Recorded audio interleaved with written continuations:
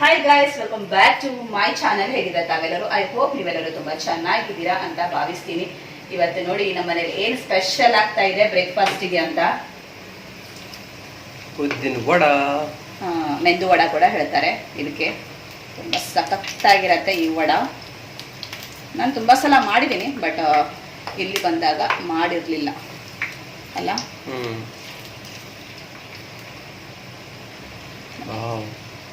ಸಖತ್ತಾಗಿ ಬಂದಿದೆ. ನಾನಂತೂ ಈ ತರ ಎಕ್ಸ್ಪೆಕ್ಟೇಷನ್ ಮಾಡಿರ್ಲಿಲ್ಲ. ಏನಂತ? ಇಷ್ಟೊಂದು ಚೆನ್ನಾಗಿ ಉಬ್ಬಿ ಉಬ್ಬಿ ಬರುತ್ತೆ, ಹಾಗೆ ಹೋಲೆಲ್ಲ ಸರಿಯಿತು. ಹೌದು, ಮತ್ತಿಷ್ಟು ಬೆಟರ್ ಇದೆ. ಇದು ತಿನ್ನೋ ಮುಂಚೆ ಫಸ್ಟ್ ಪಾಲಕ್ ಜ್ಯೂಸ್ ಅನ್ನ ಕುಡಿಬೇಕು, ಮತ್ತು ಕೂಡ ನೀರು ಆ್ಯಡ್ ಮಾಡಬೇಕು. ಇದು ಸ್ವಲ್ಪ ಥಿಕ್ ಇದೆ. ಎಲ್ಲ ಎಲ್ಲಿದೆ ಅಲ್ಲ, ಒಂದು ಲೋಟ ಒಂದು ಆಲ್ರೆಡಿ ತುಂಬಿಟ್ಟಿದ್ದೀನಿ. ಹೌದಾ? ಆಲ್ರೆಡಿ ಒಂದು ಲೋಟ ಫುಲ್ ಇದೆ. ಇದು ಒಂದು ಲೋಟ ಹಾಕಿಟ್ಟಿದ್ದಾರೆ ಇರಬೇಕು. ನಾನು ತಿಳ್ಕೊಂಡೆ ಇಷ್ಟೇ ತಿಕ್ಕಾಗಿ ಮಾಡೋದು. ನೀವು ನೀರು ಆ್ಯಡ್ ಮಾಡಿದ್ರಾ? ಇಲ್ಲ, ಮತ್ತೇನ್ ಮಾಡಿಲ್ಲ. ನೀರು ಆ್ಯಡ್ ಮಾಡಬೇಕು, ಇಲ್ಲಾಂದ್ರೆ ಕುಡಿಲಿಕ್ಕೆ ಆಗತ್ತಾ? ಒಂಥರ ಆಗುತ್ತೆ. ಕುಡಿ ಕುಡಿ ಕುಡಿ. ನೋಡಿ ಎಷ್ಟು ತಿಕ್ಕೊಂಡು ಜಾರಲ್ಲಿ ಒಂದು ಗ್ಲಾಸ್ ಅನ್ನ ಹಾಕೊಂಡು ಮಾಡಿದ್ದೆ. ಇವಾಗ ಮತ್ತೊಂದು ಗ್ಲಾಸ್ ಅನ್ನ ಹಾಕ್ಬೇಕು. ಮತ್ತೆ ನಂತರ ಪಾಲಕ್ ಇರತ್ತಲ್ವಾ, 2.5 ಗ್ಲಾಸ್ ಇರತ್ತೆ. ಇವಾಗ ಕುಡಿತೀನಿ. ಅಲ್ಲಿ ಫ್ರೈ ಆಗ್ತಾ ಇರತ್ತೆ, ಇಲ್ಲಿ ನಾನು ಪಾಲಕನ್ನ ಕುಡಿತೀನಿ. ಹಾಗೆ ಇದು ನೋಡಿ ಲೀಕೇಜ್ ಆಗ್ತಾ ಇದೆ ಇಲ್ಲಿಂದ. ಹಾಗೆ ಆ ದಿನ ನಾವು 15 ದಿರಾಮ್ ಹಾಕೊಟ್ಟು ರಿಪೇರಿ ಮಾಡ್ಕೊಂಡು ಬಂದದ್ದು ಅದೇ ದಿನಾನೇ ಹಾಳಾಗಿದೆ. ನೈಟ್ ಟೈಮಲ್ಲಿ ನಾವು ಅದಕ್ಕೋಸ್ಕರ ನಾವು ಯೂಸ್ ಮಾಡಿದ್ವಿ, ಅದೇ ದಿನ ಹೋಯ್ತು. ನಂತರ ಚಿಕ್ಕ ಜಾರದ್ದು ತೆಗೆದು ಈ ಜಾರಿಗೆ ಹಾಕಿದ್ದೀವಿ. ನಿಜವಾಗ್ಲೂ 15 ರೂಪಾಯಿ ಆ ದಿನನೇ ಹೋಯ್ತು ದಿರಾಮ್. ಹಾಗೆ ಅದು ಹಾಕಿದ ನಂತರ ಈ ತರ ಲೀಕೇಜ್ ಆಗ್ತಾ ಇದೆಲ್ಲ. ಇವಾಗ ಚಿಕ್ಕ ಜಾರನ್ನ ಮತ್ತೆ ಹೋಗಿ ಕೊಡ್ಲಿಕ್ಕಿದೆ. ನಂತರ ಅದು ಯೂಸ್ ಆಗುತ್ತಲ್ಲ ನಮ್ಗೆ, ಒಂದ್ಸಲ ಹೋಗಿದ್ರೆ. ಸರಿಯಾಗಿಲ್ಲ ಅದು ನಿಜವಾಗ್ಲು. ಇವಾಗ ಕುಡಿತೀನಿ. ಈಗ ಅವಳಿ ಎಕ್ಸ್ಪ್ರೆಷನ್ ನೋಡಿ.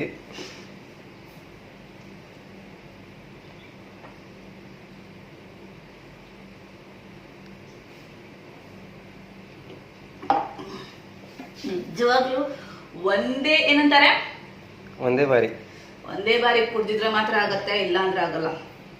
ಹಾಗಾಗಿ ಥಿಕ್ಕಾಗಿದ್ರೆ ಅಂತೂ ಒಂದೇ ಬಾರಿ ತಗೊಳ್ಲಿಕ್ಕೆ ಆಗಲ್ಲ. ಹಾಗಾಗಿ ಸ್ವಲ್ಪ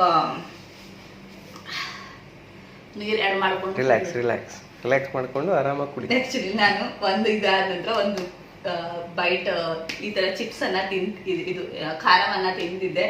ಬಟ್ ಇವತ್ತಿನ ದಿನ ತಿಂತಾ ಇಲ್ಲ, ಬಿಕಾಸ್ ವಿಡಿಯೋ ಆನ್ ಇದೆ ಅಂತ. ಇದು 2ನೇ ಗ್ಲಾಸ್. ಇದು ಆದ ನಂತರ ನಾನು ಬ್ರೇಕ್ಫಾಸ್ಟ್ ಮಾಡಲ್ಲ, ಬಟ್ ಇವತ್ತಿನ ದಿನ 1-2 ಮೆಂದು ವಡ ತಿಂತೀನಿ. ಇಷ್ಟು ಬೇಗ ಮಾಡ್ಬೇಕು ಅಂತಿಲ್ಲ. ಅದು ತಣ್ಣಗಾದ್ರೂ ಕೂಡ ಚೆನ್ನಾಗಿರಲ್ಲ. ಡೈಲಿ ನಾನು ಮಾಡಲ್ಲ, ಬಟ್ ಇವತ್ತಿನ ದಿನ ಮಾಡ್ತೀನಿ. ಅದು ನನ್ನ ಫೇವ್ರೇಟ್ ಅಲ್ಲ, ಹಾಗಾಗಿ.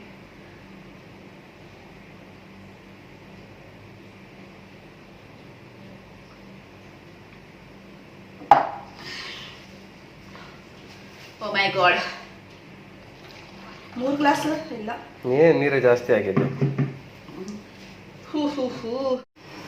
ಒಂದೇ ಸಲ 2 ಕೆಲಸ ಮಾಡೋದ್ರಿಂದ ನೋಡಿ ಸುಟ್ಟಿದೆ.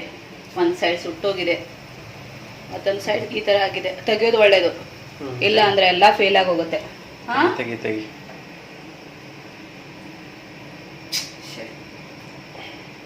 ಬೇಕಿತ್ತ ಇದು? ನಿನಗಿತ್ತು ಬೇಕಿತ್ತ ಮಗನ.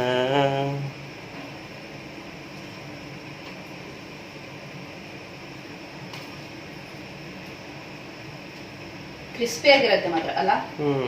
ಈ ತರ ಅಷ್ಟೇನು ಇದಾಗಿಲ್ಲ, ಬಟ್ ಆಗಿದೆ ಸ್ವಲ್ಪ ಅಲ್ಲ. ಮತ್ತೆ ಸ್ವಲ್ಪ ಮತ್ತೊಂದು ಗ್ಲಾಸ್ ಕುಡಿಯೋ ತನಕ ನೀವು ಬಂದಿದ್ರೆ ಆಗ್ತಿತ್ತು. ನಿಜವಾಗ್ಲು ಅದು ಕೂಡ ಗ್ಲಾಸ್ ಕುಡ್ಕೊಂಡು ಬಂದೆ ನಾನು. ಪಾಲಕ್ ಆಯ್ತು ಇವತ್ತಿನ ದಿನ. ನಿಜವಾಗ್ಲು ಬೆಳಿಗ್ಗೆ ಆದ ತಕ್ಷಣ ನಮ್ಗೆ ಟೆನ್ಷನ್ ಆಗುತ್ತೆ, ಅಯ್ಯೋ ಇವಾಗ ತಿನ್ಬೇಕಲ್ಲ ಅಂತ. ನೀವು ಗ್ಯಾಸ್ ಈಗ ದೊಡ್ಡದು. ಓಕೆ, ಮತ್ತೊಂದು ಟರ್ನ್ ಹಾಕ್ತೀನಿ. ಈ ಬೌಲಲ್ಲಿ ನೀರಿದೆ. ಈ ಬೌಲ್ ಮತ್ತೆ ನಾವು ಲುಲುಗೆ ತಗೊಂಡು ಬಂದದ್ದಲ್ಲ, ಹೊಸ ಬೌಲ್ ತಗೊಂಡು ಬಂದಿದ್ದೀವಿ. ಈ ಬೌಲಲ್ಲಿ ನೀರಿದೆ. ಈ ತರ ಕೈಯನ್ನ ಡಿಪ್ ಮಾಡಿಕೊಂಡು ನಂತರ, ಅಷ್ಟು ಪರ್ಫೆಕ್ಟ್ ಇಲ್ಲ, ನಾನು ಫಸ್ಟ್ ಟೈಮ್ ಈ ತರ ಮಾಡೋದು. ಮೊದಲು ನಾನು ಏನೇನು ಮಾಡ್ತಿದ್ದೆ ಅಂತ ಹೇಳಿದ್ರೆ ಹೇಳ್ತೀನಿ ಟ್ರಿಕ್ ಏನಂತ. ನನಗೇನೆ ಹೆದರಿಕೆ ಆಗುತ್ತೆ ಈ ತರ ಎಣ್ಣೆದೆಲ್ಲ ಬಿಡೋದಂದ್ರೆ. ಕೈ ಸುತ್ತೋಗುದಂತ ಅಷ್ಟೇ. ಯಾರು ಈ ತರ ಬಿಡ್ತಾರಲ್ಲ ಅಲ್ಲ, ಅವರು ವೆರಿ ಗ್ರೇಟ್ ಅಂತ ಹೇಳ್ಬೋದು. ನಿಜವಾಗ್ಲು ಸ್ವಲ್ಪ ಕೂಡ ಭಯ ಇರಲ್ಲ ಅವರಿಗೆ. ಇವಾಗ ನನ್ಗೆ ಅನ್ಸುತ್ತೆ ನಾನು ಗ್ರೇಟ್ ಅಂತ.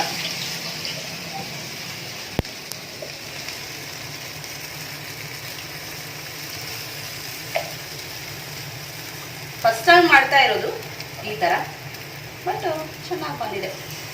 ಫಸ್ಟ್ ರೌಂಡ್ ತುಂಬಾ ಚೆನ್ನಾಗಿ ಬಂತು. ಹೌದು, ಇವಾಗ ಇದು ಸ್ವಲ್ಪ ಇದಾಯ್ತು, ಸ್ವಲ್ಪ ಶೇಪ್ ಚೇಂಜ್ ಆಗ್ತಾ ಇದೆ. No problem. ಏನು ಮಾಡೋದು ಮತ್ತೆ, ಏನು ಮಾಡ್ಲಿಕ್ಕಾಗಲ್ಲ. ಇದು ಫುಲ್ ಶೇಪ್ ಲೆಸ್ ಆಗಿ ಬಂದಿದೆ, ಬಟ್ ಇದು ನೋಡಿ ಎಷ್ಟು ಚೆನ್ನಾಗಿ ಬಂದಿದೆ ಅಲ್ಲ. ನೋಡಿ ಇದು ಹೇಗೆ ಬಂದಿದೆ ಅಂತ. ಬಟ್ ಹೊಟ್ಟೆಗೆ ಹೋದ್ರಾಯ್ತು ಅಲ್ಲ. ನಾನೇನು ಮಾಡ್ತೆ ಹೇಳಿ, ಇಷ್ಟು ಟೈಮ್ ನಾನು ಮೆಂದುವಡ ಮಾಡುವಾಗ ಏನು ಮಾಡ್ತಾ ಇದ್ದೆ ಅಂತ ಹೇಳಿದ್ರೆ, ಒಂದು ಏನದು ಸ್ಟೇನರ್, ಚಹಾ ಬಳಸುವಂತಹ ಸ್ಟೇನರ್ ಉಂಟಲ್ವಾ, ಅದ್ರ ಹಿಂದುಗಡೆ ಅದನ್ನ ಇಟ್ಟು ಹೋಲ್ ಮಾಡಿ ಹೀಗೆ ಬಿಡ್ತಿದ್ದೆ. ಬಟ್ ಇವಾಗ ನಮ್ದು ಹತ್ರ ಇಷ್ಟು ದೊಡ್ಡ ಸ್ಟೇನರ್ ಇರೋದ್ರಿಂದ ಅದು ಮಾಡ್ಲಿಕ್ಕಾಗಲ್ಲ. ಚಿಕ್ಕ ಚಿಕ್ಕದಿರುತ್ತಲ್ವ ಆ ಥರ, ಪ್ಲಾಸ್ಟಿಕ್ ಅಲ್ಲ, ಸ್ಟೀಲ್ ಐಟಮ್ಸ್. ಮೆಂದುವಡ ಶೇಪ್ ನೋಡಿ ಎಷ್ಟು ಚೆನ್ನಾಗಿ ಬಂದಿದೆ, ಹೋಲ್ ಕಾಣಿಸ್ತಾ ಇದಲ್ಲ. ಅಷ್ಟೇನು ಆಯಿಲ್ ಇಲ್ಲ, ಇದೆ.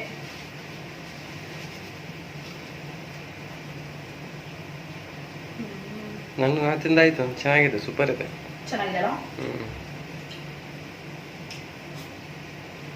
ಚಟ್ನಿ ಬೇಕಿತ್ತು, ಅದ್ರ ಜೊತೆ ಚಟ್ನಿ ಅಥವಾ ಸಾಂಬಾರು, ಅದ್ರ ಜೊತೆ ಸೂಪರ್ ಆಗುತ್ತೆ. ಇಲ್ಲಿ ಚಟ್ನಿ ಸಾಂಬಾರೆಲ್ಲ ಮಾಡಿದ್ರೆ ನನ್ನ ಹತ್ರ ಸರಿ ಆಗಲ್ಲ. ಚಟ್ನಿ ಮಾಡಿ ಬರುತ್ತೆ, ಸಾಂಬಾರು ಮಾಡ್ಲಿಕ್ಕೆ ಬರಲ್ಲ. ಸಾಂಬಾರ್ ಈಸಿ. ಓ ಅಂತ ಬೇಳೆ ಸಾರು ಮಾಡಿದಾಗ ಎಲ್ಲ ಹಾಕಿ ಸಾಂಬಾರ್ ಪೌಡ್ರ್ ಸಾಂಬಾರ್ ಪೌಡರ್ ಹಾಕಿದ್ರೆ ಆಯ್ತು ಅಷ್ಟೇ. ಆಮೇಲೆ ಒಗ್ಗರಣೆ ಕೊಟ್ಟರೆ ಆಯ್ತು. ಇವಾಗ ಬ್ರೇಕ್ಫಾಸ್ಟ್ ಮಾಡ್ತೀವಿ. ಬ್ರೇಕ್ಫಾಸ್ಟ್ ಕಂಪ್ಲೀಟ್ ಆಯಿತು. ಒಂದಿಷ್ಟು ಪಾತ್ರೆ ಇದೆ ಅಲ್ಲ, ಎಲ್ಲ ಕ್ಲೀನ್ ಮಾಡಬೇಕು ನಿಜವಾಗ್ಲೂ. ಹಾಗೆ ತುಂಬ ತಿಂಡಿ ಇದೆ ನಮ್ಮ ಹತ್ರ. ಅವರ ಫ್ರೆಂಡು ನಮಗೆ ಎಲ್ಲಿಂದ, ಅದು ಕೇರಳದ, ಕೇರಳದಿಂದ ತಂದಂತಹ ತಿಂಡಿ, ತುಂಬ ಅಂದರೆ ತುಂಬಾ ತಿಂಡಿ ಇದನ್ನು ತೊಗೊಂಡು ಬಂದಿದ್ರು. ಹಾಗೆ ತೋರಿಸ್ತೀನಿ. ಹಾಗೆ ಒಂದು ಸ್ವೀಟನ್ನು ಮಾಡಿದ್ದೆ, ಒಂದು ಚೆನ್ನಾಗಿತ್ತು ಸ್ವೀಟ್. ಪೀಚಿಂದ ಸ್ವೀಟ್ ಮಾಡೋದು ಯಾವ ಥರ ಮಾಡಿದ್ದೀನಿ ಅಂತ ನಿಮಗೂ ಕೂಡ ನಾನು ಶೇರ್ ಮಾಡ್ತೀನಿ, ನೋಡ್ಕೊಂಡು ಬನ್ನಿ. ಇವರ ಫ್ರೆಂಡ್ ಇಷ್ಟೆಲ್ಲ ತಿಂಡಿಯನ್ನು ತಗೊಂಡು ಬಂದಿದ್ದಾರೆ. ಊರಿಗೆ ಹೋಗಿದ್ರಂತೆ. ಯಾವ ಊರದವರು ಅವರು? ಕೇರಳದವರ. ಬನಾನಾ ಚಿಪ್ಸ್, ಇದು ಇವ್ರದ್ದು ಬನಾನಾ ಚಿಪ್ಸ್ ತುಂಬ ಚೆನ್ನಾಗಿರುತ್ತೆ. ಕೊಕೊನಟ್ ಆಯಿಲಿಂದ ಫ್ರೈ ಮಾಡೋದು, ನಮ್ದು ಆ ಥರ ಇರಲ್ಲ. ಇದು ಒಂದು ಕೇಕ್ ನೋಡಿ, 220 ಅಂತೆ, ರೇಟ್ ಕೂಡ ಇದೆ. ಅರ್ಧ kg ಉಂಟು. ಹಾಗೆ ಇದು ರೆಡ್ ಮೀಟ್. ಹಾಗೆ ಇದು ಏನಂತ ನನಗೆ ಗೊತ್ತಿಲ್ಲ, ಸ್ವೀಟಾ. ಇಷ್ಟೆಲ್ಲ ತೊಗೊಂಡು ಬಂದಿದ್ದಾರೆ. ಇದು ಒಂದು ಅರ್ಧ kg ಆದರೂ ಉಂಟು. ಇದು ಕೇಕ್ ಟ್ರೈ ಮಾಡ್ತೀವಿ ನಾವಿವಾಗ. ಹಾಗೆ ಇದನ್ನು ಫ್ರಿಜ್ಜಲ್ಲಿ ಇಡ್ತೀವಿ. ಪೀಚ್ ಹಣ್ಣಿನಿಂದ ಒಳ್ಳೆ ಒಂದು ಸ್ವೀಟನ್ನು ನಾನು ಮಾಡ್ತೀನಿ. ಅರ್ಧ kg ಇದೆ, 4 ಪೀಸ್. ಮಾರ್ಕೆಟಲ್ಲಿ ಇವಾಗ ಬರ್ತಾ ಇದೆ, ಮೇ ಬಿ ಇವಾಗ ಸೀಸನ್ ಇರಬೇಕು. ಆರಾಮಾಗಿ ಸಿಪ್ಪೆಯನ್ನು ತೆಗಿಲಿಕ್ಕೂ ಕೂಡ ತುಂಬ ಕಷ್ಟ ಆಗುತ್ತೆ. ಇದು ಆರಾಮಾಗಿ ತೆಗಿಬೇಕು. ಹಾಗೆ ಮತ್ತೊಂದು ಸೈಡಲ್ಲಿ ಈ ಥರ ಒಂದು ಕಡಾಯನ್ನು ಇಟ್ಟು ನೀರು ಹಾಕ್ತೀನಿ. ದಾಲ್ಚಿನ್ನಿ, ಚಕ್ಕೆ, ಇಲೈಚಿ ಇಷ್ಟನ್ನು ಇದರ ಒಳಗಡೆ ಹಾಕ್ತೀನಿ. ಹಾಗೆ ಸಕ್ಕರೆ ಒಂದು 5 ಟೇಬಲ್ ಸ್ಪೂನ್ ಆದರೂ ನಾನು ಇದರಲ್ಲಿ ಹಾಕಿದ್ದೀನಿ. ನೀರು ಸ್ವಲ್ಪ ಕಡಿಮೆ ಅಂತ ಅನ್ನಿಸ್ತು, ಸ್ವಲ್ಪ ನೀರು ಹಾಕಿದ್ದೀನಿ. ಹಾಗೆ 1 ಟೇಬಲ್ ಸ್ಪೂನ್ ಸಕ್ಕರೆ ಹಾಕಿದ್ದೀನಿ. ಕಾಶ್ಮೀರಿ ಚಿಲ್ಲಿ ಪೌಡರ್ ಸ್ವಲ್ಪ ಅಂದರೆ ಸ್ವಲ್ಪನೇ ಹಾಕಿದ್ದೀನಿ, ಜಾಸ್ತಿ ಹಾಕಿಲ್ಲ, ಜಾಸ್ತಿ ಹಾಕಬಾರ್ದು ಕೂಡ. ಪೀಚ್ ಕಟ್ ಮಾಡಿ ಬೀಜವನ್ನು ಈ ಥರ ತೆಗ್ದಿದ್ದೀನಿ. 4 ಪೀಸನ್ನು ಮಾಡ್ಕೊಂಡಿದ್ದೀನಿ, ಮತ್ತು 1 ಪೀಚ್ ಮಾತ್ರ ಪಿಚ್ಚಿ ಆಗಿ ಹೋಗಿದೆ, ಅದು ಕೂಡ ಹಾಕ್ತೀನಿ ಅದರಲ್ಲಿ. ಹಾಗೆ ಇವೆಲ್ಲ ಇವಾಗ ಇದರಲ್ಲಿ ಹಾಕಿದರೆ ಆಯಿತು. ಒಳ್ಳೆ ಒಂದು ಬಾಯ್ಲ್ ಬಂದ ನಂತರ ಹಾಗೆ ಒಂದು 5 ನಿಮಿಷ ಇದರಲ್ಲಿ ಬೇಯಿಸ್ಕೊಳ್ತೀನಿ. ನಂತರ ಸ್ಟೋವ್ ಆಫ್ ಮಾಡಿ ಫುಲ್ ತಣ್ಣಗಾದ ನಂತರ ನಾನು ಇಡ್ತೀನಿ ಫ್ರಿಜ್ಜಲ್ಲಿ. ನಂತರ ಕೂಲ್ ಮಾಡಿ ತಿನ್ನಲಿಕ್ಕೆ ಇದೆ. ಇವಾಗ ಫುಲ್ ತಣ್ಣಗಾಗಿದೆ ಇದು. ಇವಾಗ ನಾನು ಫ್ರಿಜ್ಜಲ್ಲಿ ಇಡ್ತೀನಿ, ಒಂದು ಬೇರೆ ಬಾಕ್ಸಲ್ಲಿ ಹಾಕಿಟ್ಟು. ನಂತರ ಇದು ತಿನ್ನಲಿಕ್ಕೆ ತುಂಬಾ ಮಜವಾಗಿರುತ್ತೆ. ಪೀಚ್ ಹಣ್ಣಿನಿಂದ ಮಾಡಿದಂಥ ಸ್ವೀಟ್ ಹೇಗನ್ನಿಸ್ತು? ತುಂಬಾ ಚೆನ್ನಾಗಿತ್ತು. ನಾನು ಲೈಫಲ್ಲೇ ಫಸ್ಟ್ ಟೈಮ್ ತಿಂತಾ ಇರೋದು ಸ್ವೀಟ್ ಅದು. ಹಾಗೆ ಪೀಚ್ ಕೂಡ ನಾನು ಯಾವತ್ತೂ ತಿಂದಿರಲಿಲ್ಲ, ಫಸ್ಟ್ ಟೈಮೇ ನಾನು ತಿಂದಿರೋದು ಪೀಚ್. ತಿಂದಿರಲಿಲ್ಲ? ಇಲ್ಲ. ಹಾಗೆ ಸ್ವೀಟ್ ಕೂಡ ನಾನು ಫಸ್ಟ್ ಟೈಮ್ ತಿಂತಾರೆ, ತುಂಬಾನೇ ಟೇಸ್ಟಿ ಆಗಿತ್ತು. ನೀವು ಕೂಡ ಟ್ರೈ ಮಾಡಿ ಬೇಕಿದ್ರೆ. ತುಂಬಾ ಅಂದರೆ ತುಂಬಾನೇ ಚೆನ್ನಾಗಿತ್ತು, ನೀವು ಕೂಡ ಟ್ರೈ ಮಾಡಿ. ತುಂಬ ಸಖತ್ತಾಗಿ ಬಂದಿತ್ತು ಮಾತ್ರ. ಹಾಗೆ ನಾಳೆ ಇವರು ಹೋಗ್ತಾ ಇದ್ದಾರೆ ದುಬೈ. ನಾಳೆ ನಾನು ದುಬೈಗೆ ಹೋಗ್ತಾ ಇದ್ದೀನಿ, ಯಾಕೆಂದ್ರೆ ನನ್ನ ಫ್ರೆಂಡ್ ಬರೋನಿದ್ದಾರೆ. ಅವನು ಆ್ಯಕ್ಚುಲಿ ಗೋವಾದಿಂದ ಬರೋನು. ಆ್ಯಕ್ಚುಲಿ ಅಬುದಾಬಿಗೆ ಬರಲಿಕ್ಕೆ ಟಿಕೆಟ್ ಏನೂ ಸಿಗಲಿಲ್ಲ. ಸೊ ಅವನು ದುಬೈಗೆ ಬರ್ತಾ ಇದ್ದಾನೆ. ಅರ್ಲಿ ಮಾರ್ನಿಂಗ್ 4 o'clock ರೀಚ್ ಆಗ್ತಾನೆ ಅವನು. ಸೊ ನಾನು ಅಟ್ಲೀಸ್ಟ್ 2 ಗಂಟೆ ಇಲ್ಲಿಂದ ಹೊರಡಬೇಕು. ಹೋಗಿ ಅವನಿಗೆ ಪಿಕ್ ಮಾಡಿಕೊಂಡು ಬರಬೇಕು ಅಂದರೆ ತುಂಬಾನೇ ಕಷ್ಟ ಆಗುತ್ತೆ. ಮಿಡ್ ನೈಟಿಂದ ಹೋಗ್ಬೇಕಲ್ಲ. ಹಾಗೆ ಅವರು ಬರಲ್ಲ ಅಂತ ಕೂಡ ಹೇಳ್ತಾ ಇದ್ರು. ಅವರಿಗೂ ಕೂಡ ಮತ್ತೆ ಪಿಕಪ್ ಮಾಡ್ಲಿಕ್ಕೆ ಯಾರು ಕೂಡ ಇರಲಿಲ್ಲ, ಅದಕ್ಕೋಸ್ಕರ ಅವರಿಗೆ ಹೋಗ್ಲೇಬೇಕಾಯ್ತು. ಇವ್ರಿಗೆ ಸ್ವಲ್ಪ ಕಷ್ಟ ಆಗುತ್ತೆ ಡ್ಯೂಟಿಗೆಲ್ಲ ಹೋಗ್ಲಿಕ್ಕೆ, ಆದ್ರೂ ಕೂಡ ಇವರು ರಿಸ್ಕ್ ತಗೊಂಡು ಹೋಗ್ತಾ ಇದ್ದಾರೆ. ಹಾಗೆ ನಮ್ಮಮ್ಮ ಮಸಾಲ ಕಳಿಸ್ತಾ ಇದ್ದಾಳೆ. ಮೀನ್ ಫಿಶ್ ಕರಿ ಮಸಾಲ, ಹಾಗೆ ಚಿಕನ್ ಕರಿ ಮಸಾಲ. ಇವಳು ಬರುವಾಗ ತಗೊಂಡ್ ಬಂದಿದ್ಲು, ಅದು ಬೇಗನೆ ಖಾಲಿ ಆಯ್ತು. ಸ್ವಲ್ಪನೇ ತಗೊಂಡ್ ಬಂದಿದ್ಲು, ಯಾಕಂದ್ರೆ ಜಾಸ್ತಿನೇ ಮಾಡೋದಾಗಿತ್ತು. ಅದು ನೋಡಿದ್ರೆ ವೇಟ್ ತುಂಬಾ ಕಡಿಮೆ ಇರೋದ್ರಿಂದ ಸ್ವಲ್ಪನೇ ತಗೊಂಡ್ ಬರ್ಬೇಕಾಯ್ತು. ಹಾಗಾಗಿ ಇದು ತುಂಬಾ ಟೈಮ್ ತನಕ ನಮ್ಮ ಹತ್ರ ಇರ್ಲಿಲ್ಲ. ಬೇಗ ಖಾಲಿ ಆಯ್ತು. ವಾರಕ್ಕೆ 1 ಸಲ ಅಥವಾ 2 ಸಲ ಮಾಡ್ತಿದ್ವಿ, ಆದ್ರೂ ಕೂಡ ಬೇಗ ಖಾಲಿ ಆಯ್ತು. ಇವಾಗ ಅದ್ರ ವ್ಯಾಲ್ಯೂ ಗೊತ್ತಾಗ್ತಾ ಇದೆ. ತುಂಬಾ ಟೈಮ್ ಆಗಿತ್ತು ತಿಂದೆ. ಊರಲ್ಲಿ ಯಾವತ್ತೂ ಕೂಡ ಮೀನ್ ಸಾರು ಅಂತ ಹೇಳಿದಾಗ ತುಂಬಾನೇ ಬೇಜಾರಾಗ್ತಿತ್ತು. ಮೀನ್ ಸಾರು ಅಂತ ಮತ್ತೆ ಆಪ್ಷನ್ ಕೂಡ ಇರಲಿಲ್ಲ. ಬೇರೆ ಏನೋ ಮಾಡಿದ್ರು ಕೂಡ ನಾವು ಸರಿಯಾಗಿ ಊಟ ಮಾಡಲ್ಲ, ಮೀನ್ ಸಾರಿಂದನೇ ಊಟ ಮಾಡೋದು. ಸ್ವಲ್ಪ ಮಿಕ್ಕಿದೆ ಅಂತ ಹೇಳಿದ್ರೆ ವಾಶ್ ಮಾಡಿ ಬಿಸಾಡೋದಾಗಿತ್ತು. ಇವಾಗ ಅದ್ರ ವ್ಯಾಲ್ಯೂ ಗೊತ್ತಾಗ್ತಾ ಇದೆ. ಹಾಗೆ ಇಲ್ಲಿ ಬಂದಾಗ ಇವರು ಸ್ವಲ್ಪ ಕೂಡ ನನಗೆ ವೇಸ್ಟ್ ಮಾಡ್ಲಿಕ್ಕೆ ಕೊಡ್ತಾನೆ ಇರಲಿಲ್ಲ. ಬಟ್ ಆವಾಗಲೂ ಕೂಡ ನನಗೆ ಅದ್ರ ವ್ಯಾಲ್ಯೂ ಗೊತ್ತಾಗಿಲ್ಲ. ಇವಾಗ ಅದ್ರ ವ್ಯಾಲ್ಯೂ ಗೊತ್ತಾಗ್ತಾ ಇದೆ ಏನಂತ. ಹಾಗೆ ಅಷ್ಟೇ, ಮಸಾಲ ಕಳಿಸ್ತಾ ಇದ್ದಾರೆ ಅತ್ತೆ ಅವರು. ಇವತ್ತು ಬರ್ತಾ ಇದ್ದಾರೆ ಗೋವಾ. ಅವರು ಆ ಫ್ರೆಂಡ್ ಯಾರು ನಾವು ಪಿಕಪ್ ಮಾಡ್ತೀವಲ್ವಾ, ಅವರು ಗೋವಾದವರು ಅಲ್ಲ. ಸೊ ಅತ್ತೆ ಇವತ್ತು ಗೋವಾ ಹೋಗಿ ಮಸಾಲವನ್ನ ಕೊಡ್ತಾ ಇದ್ದಾರೆ. ನಮಗೋಸ್ಕರ ಸ್ಪೆಷಲ್ ಅಂತ ಅವರು ನಮಗೋಸ್ಕರ ಅಂತ ಹೋಗ್ತಾ ಇಲ್ಲ. ಅವ್ರಿಗೆ ಸ್ವಲ್ಪ ಕೆಲಸ ಇದೆ ಅಂತ ಅವ್ರ ಅಕ್ಕನ ಮನೆಗೆ ಹೋಗ್ತಾ ಇದ್ದಾರೆ. ಸೊ ಹಾಗೆ ಅವರು ತಕೊಂಡು ಹೋಗಿ ಕೊಡ್ತಾ ಇದ್ದಾರೆ ಅಷ್ಟೇ. ಹಾಗೆ ಲಾಸ್ಟ್ ಮೂಮೆಂಟ್ ಅಲ್ಲಿ ನಾವು ಹೇಳಿದ್ದು ಚಿಕನ್ ಕರಿ ಮಸಾಲ ಮಾಡ್ಲಿಕ್ಕೆ, ಆದ್ರೂ ಕೂಡ ಅವರು ಪಟಾಪಟ್ ಅಂತ ಮಾಡಿ ಡೀಪ್ ಫ್ರೀಜರ್ ಅಲ್ಲಿ ಇಟ್ಟು ಐಸ್ ಮಾಡಿ ಅವರು ತಗೊಂಡು ಹೋಗ್ತಾ ಇದ್ದಾರೆ ಇವತ್ತು. ಹೌದು, ಹಾಗಂತ ಫಿಶ್ ಮಸಾಲ ಅವರು ಮೊದಲೇನೆ ಕಳ್ಸಿಕೊಟ್ಟಿದ್ದಾರೆ. ಅಟ್ಲೀಸ್ಟ್ ಒಂದು 15 ದಿವಸನಾದ್ರೂ ಆಯ್ತು. ಯಾಕಂತ ಹೇಳಿದ್ರೆ ಆ ಹುಡುಗ ಏನಿದ್ದಾನೆ ಅವನು ಬರೋದಿತ್ತು. ಹೌದು, ಲಾಸ್ಟ್ ವೀಕ್ನೇ ಬರೋದಿತ್ತು. ಸೊ ಅವರು ಬೇಗನೆ ಕಳ್ಸಿಕೊಟ್ಟಿದ್ರು. ಫಿಶ್ ಮಸಾಲ ಮೊದ್ಲಿಂದಾನೇ ಒಂದು 15 days ಆಯ್ತು, ಗೋವಾದಲ್ಲಿನೇ ಇದೆ. ಬಟ್ ಚಿಕನ್ ಮಸಾಲ ಏನಿದೆ ಇವತ್ತು ತಕೊಂಡು ಹೋಗ್ತಾ ಇದ್ದಾರೆ ಅತ್ತೆ ಅವರು. ಹಾಗೆ ಮಸಾಲ ಬರುತ್ತೆ, ಖುಷಿ ಆಗ್ತಾ ಇದೆ.